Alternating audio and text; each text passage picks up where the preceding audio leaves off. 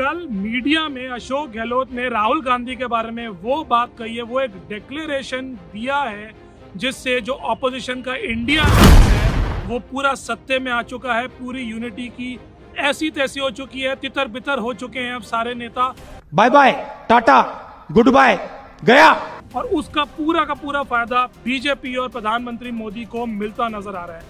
क्या ऐसा बयान दिया गया कल अशोक गहलोत द्वारा जिससे पूरी ऑपोजिशन यूनिटी सत्ते में है, और क्या हुआ था एक महीने पहले जिसको इस बयान ने पूरी तरह से काट कर रख दिया है और ऑपोजिशन की क्रेडिबिलिटी पर ही सवाल उठाने लग गए हैं लोग। इससे पहले कि हम आगे बढ़े, आप हमें कमेंट सेक्शन में जरूर बताएं कि क्या राहुल गांधी को अभी के अभी प्राइम मिनिस्टर कैंडिडेट डिक्लेयर कर देना चाहिए ऑपोजिशन इंडिया द्वारा, या नहीं उनको और ज्यादा वेट करनी चाहिए।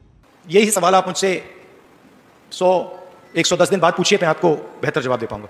सब कुछ समय से अब ठीक ही चल रहा था। आम आदमी पार्टी जो कांग्रेस से बिल्कुल उखड़ी पड़ी थी, दुखी थी, वो किसी तरह से कांग्रेस के खेमे में वापस आ चुकी है। अलायंस जो 26 पार्टीज का है इंडिया, वो जरा स्ट्रांग नजर आ रहा है। एटलीस्ट एक बहुत बड़ा चैलेंज इस बार होगा प्रधानमंत्री नरेंद्र मोदी की बीजेपी को और एनडीए को।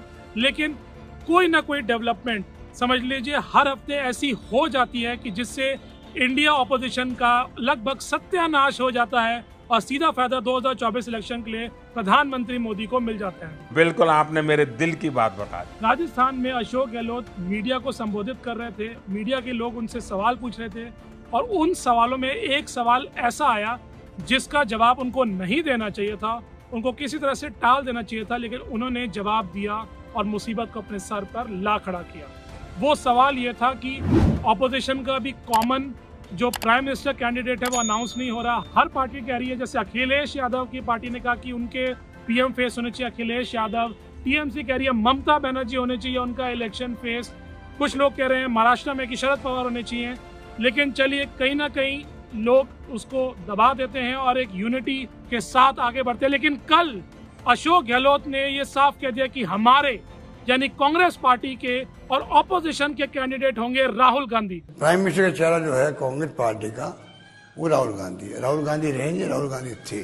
जी हाँ, उन्होंने राहुल गांधी के नाम पे ओपनली मोहर लगा दी है कि क्या अरविंद केजरीवाल, क्या ममता बनर्जी, क्या शरद पवार, क्या स्टालिन या क्या नीतीश कुमार प्रधानमंत्री कैंडिडेट ऑपोजिशन के होंगे राहुल गांधी। इस बात से राहुल गांधी बहुत खुश होंगे, प्रियंका गांधी, गांधी परिवार बहुत खुश होगा, उनके जो टॉप मैनेजमेंट में जो उनके जो खास लोग हैं वो बड़े खुश होंगे। लेकिन ऑपोजिशन ने इस बात को बहुत सीरियसली लिया है। लोगों ने तो टिप्पणी देने से भी मना कर दिया है। ऐसा बयान हर प्रोस्पेक्टिव प्राइम मिनिस्टर जो बनना चाहते हैं अलग अलग पार्टी से, उनको बहुत बड़ा धक्का पहुंचाता है। लोगों के जो मंसूबे बन रहे हैं, जो इच्छाएं बढ़ रही हैं प्रधानमंत्री बनने की, खासकर जैसे नीतीश कुमार जी की और अरविंद केजरीवाल जी की, वो सारी की सारी चौपट हो जाएंगी अगर कांग्रेस अपनी जिद पर अड़ी रही। और उन्होंने कहा कि हम राहुल गांधी को ही प्राइम मिनिस्टर फेस बनते देखना चाहते हैं। अब ये समझ लीजिए कि अगर इस बात पर ऑपोजिशन नहीं मानी तो दो ही सूरतें हो सकती हैं कि या तो राहुल गांधी को अपने पुराने बयान की इज्जत करनी पड़ेगी जो उन्होंने 1-1.5 महीने पहले दिया था, जिसका लिंक हमने आपको यहाँ पर शेयर करा है। उसमें उन्होंने साफ साफ कहा था कि मेरा कोई इंटरेस्ट नहीं है ऑपोजिशन की यूनिटी के लिए, मेरे को आप आउट ही मानिए। तो अगर ऑपोजिशन किसी तरह से राहुल गांधी को मना लेती है तो जाके वापस ठंडा मामला हो सकता है और वापस एकजुट होकर अलायंस जो है लड़ने की कोशिश कर सकता है। अभी पक्का नहीं है, आगे पे आपको पता है कुछ भी हो सकता है, पर अभी के लिए एटलीस्ट वो एक होके कर सकता है। दूसरी बात ये होगी, अगर राहुल गांधी और कांग्रेस नहीं मानी, उनको राहुल बाबा को ही प्रधानमंत्री बनाना है, तो आप यकीन मानिए कि प्रधानमंत्री नरेंद्र मोदी की जीत का जो रथ है वो बड़े आराम से चलेगा और कोई हैरानी की बात नहीं होगी कि पिछली बार जो उनको 303 सीटें आई थी उससे भी ज्यादा सीटें मिले, क्योंकि ऑपोजिशन तितर बितर होकर लड़ेगी, अलग अलग उनके वोट कटेंगे और सीधा सीधा फायदा बीजेपी और प्रधानमंत्री मोदी को मिलेगा। अच्छे दिन